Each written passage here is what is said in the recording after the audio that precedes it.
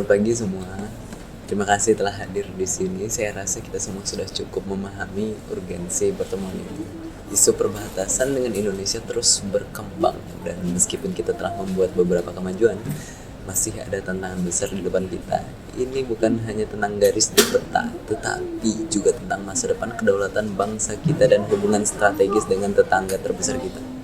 Mari kita mulai dengan gambaran umum dari Kementerian Luar Negeri. Ibu Menlu, bagaimana status terakhir pembicaraan dengan Indonesia? Bapak Presiden, sejauh ini perundingan berjalan dengan lancar, namun sayang sekali penuh tantangannya.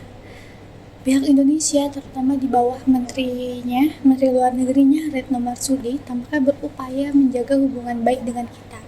Namun mereka tetap teguh pada beberapa poin perbatasan yang sangat sensitif untuk dibahas, terutama di wilayah darat sekitar Oseus dan Ambeno dan perbatasan maritim di Laut Timur. Kita telah mencapai kemajuan di beberapa aspek teknis seperti kesepakatan awal untuk bekerja sama dengan maritim, tetapi klaim terkait batas tanah masih memerlukan diskusi yang lebih lanjut. Bapak Presiden boleh tahu bahwa mereka menawarkan solusi yang lebih fleksibel dengan pendekatan lintas batas yang memungkinkan warga kedua negara bergerak bebas di zona tertentu. Namun, hal ini bisa membuka potensi masalah baru terkait keamanan dan pelanggaran kedaulatan jika tidak dikelola dengan baik.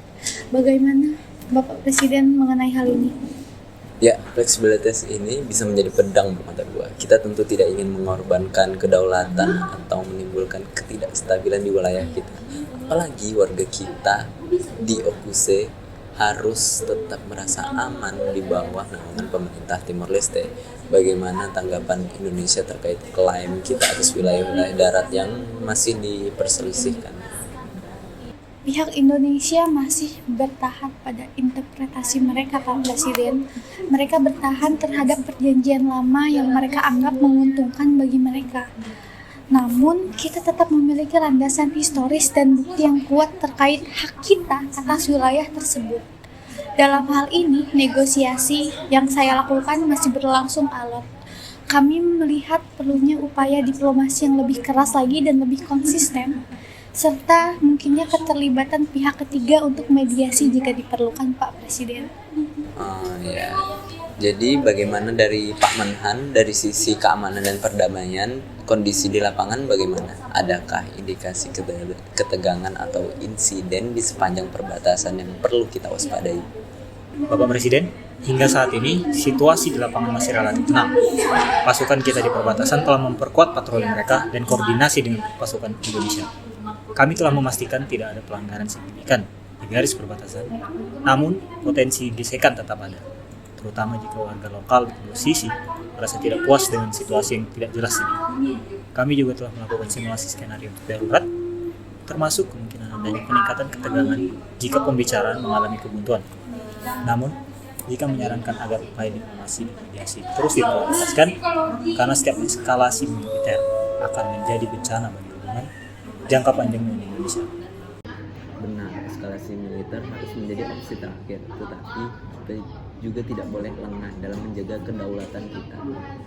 Terima kasih, Pak Menhan. Sekarang saya ingin mendengar dari sudut pandang hukum internasional. Bu Penasehat, seberapa kuat posisi kita jika permasalahan ini sampai pada arbitrase internasional atau mungkin pengadilan? Bapak Presiden, dalam hal ini kita memiliki posisi yang cukup kuat, terutama jika kita melihat perjanjian-perjanjian lama yang diakui oleh masyarakat internasional. Berdasarkan Konvensi PBB tentang hukum laut dan berbagai dokumen hukum internasional lainnya, kita bisa mengajukan klaim yang kuat, terutama terkait perbatasan maritim. Namun permasalahan terkait batas darat sedikit lebih kompleks.